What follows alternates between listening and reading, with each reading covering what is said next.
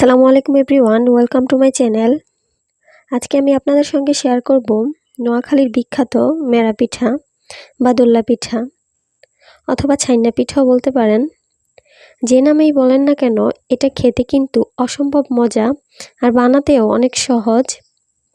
আর এত সহজভাবে বানানোর চেষ্টা করেছি যেন হাজারো ব্যস্ততার মাঝেও আপনারা এটা তৈরি করে নিতে পারেন। চলুন তাহলে কথা না বাড়িয়ে চলে যাচ্ছি পুরো রেসিপিতে।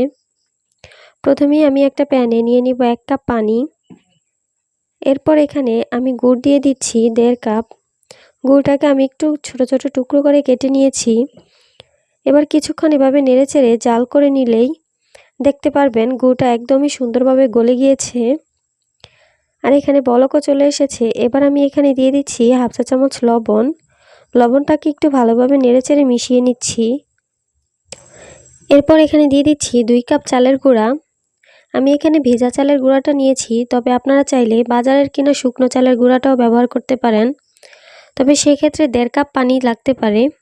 এবার এখানে আমি দিয়ে দিচ্ছি ফ্রেশ কোরানো নারিকেল, তবে আপনারা চাইলে নারিকেলটা ছোট ছোট টুকরো করে কেটেও দিতে পারেন। এবারে সব কিছুকে আমি একটু ভালোভাবে নেড়েচেড়ে মিশিয়ে নিচ্ছি।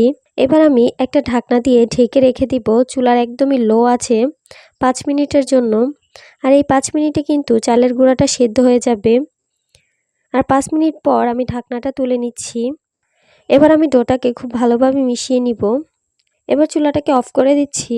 আর এই প্যানেই আমি নেড়েচেড়ে ভালোভাবে মিশিয়ে নিচ্ছি ডোটাকে একটু ঠান্ডা করে নিতে হবে। এখন ডোটা কিছুটা ঠান্ডা হয়ে আসছে। এখন আমি এই ডোটাকে খুব ভালোভাবে মথে নিব। তবে এই ডোটাকে একেবারেই ঠান্ডা করে ফেলা যাবে না, না হয় পিঠাগুলি কিন্তু স্মুথ হবে না। হালকা গরম অবস্থাতেই খুব ভালোভাবে ডোটাকে স্মুথ করে মথে নিতে হবে। কিছুক্ষণ মথে নেওয়ার পর যখন এই ডোটা মসৃণ হয়ে গেছে, তখন আমি এই ডোটা থেকে কিছুটা ডো হাতে নিয়ে নিয়েছি পিঠার শেপ তৈরি করার জন্য। বাকি যে ডোগুলো থাকবে সেগুলোকে কিন্তু অবশ্যই ঢেকে রাখতে হবে, তা না হলে উপর থেকে অনেক বেশি ড্রাই হয়ে যাবে। পিঠাগুলি তৈরি করার জন্য আমি ডোটাকে প্রথমে গোল করে নিব। তারপর একটা প্লেটের উপর রেখে হাত দিয়ে গোল গোল করে ঘোরালেই কিন্তু খুব সুন্দর একটা ডিজাইন হয়ে যাবে। একদমই সহজ একটা ব্যাপার, আপনারা একটু খেয়াল করলে বুঝতে পারবেন। আপনাদের বোঝার সুবিধার্থে আমি আরও একটি বানিয়ে দেখিয়ে দিচ্ছি। দেখুন তৈরি হয়ে গেছে খুবই সুন্দর একটি পিঠা। আমি সবগুলি পিঠা এভাবেই তৈরি করে নিব। দেখুন আমার সবগুলি পিঠা তৈরি করা হয়ে গেছে। এখন আমি এগুলোকে ভাপে দিতে চলে যাব। এই পিঠাগুলি যে কোনো হাঁড়িতেই তৈরি করা যাবে। আপনারা চাইলে ভাতের হাঁড়ি বা রাইস কুকারে যে কোনো নরমাল পাতিলেও এই পিঠাগুলি ভাপে দিতে পারেন। আমি এখানে একটি হাঁড়ি নিয়েছি, এটাতে পর্যাপ্ত পরিমাণে পানি দিচ্ছি, তবে পানিটা একদমই বেশি দেওয়া যাবে না, আবার একদমই কমও দেওয়া যাবে না। এবার আমি পানিটা ফুটে আসার জন্য ঢাকনা দিয়ে ঢেকে রেখে দিয়েছি। যখন পানিটা ফুটে আসবে তখন আমি এখানে এরকম একটা ছাঁকনি বসিয়ে দিয়েছি। এবার এই ছাঁকনিটাতে আমি 10 থেকে 12টির মতো পিঠা দিয়ে দিচ্ছি। এবার একটা ঢাকনা দিয়ে ঢেকে রেখে দিব 10 মিনিটের জন্য।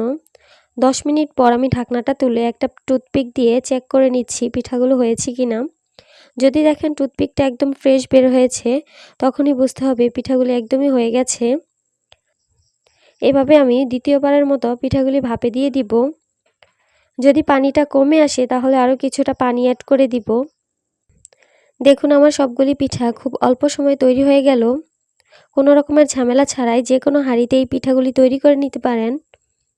আশা করছি আমার আজকের রেসিপিটি আপনাদের কাছে খুব ভালো লাগবে আর সহজও লাগবে। যদি ভালো লেগে থাকে অবশ্যই একটি লাইক দিবেন আর আমার চ্যানেলটি সাবস্ক্রাইব করবেন। পাশে থাকা বেল বাটনটি ক্লিক করে রাখবেন আমার পরবর্তী ভিডিও নোটিফিকেশন সবার আগে পাওয়ার জন্য।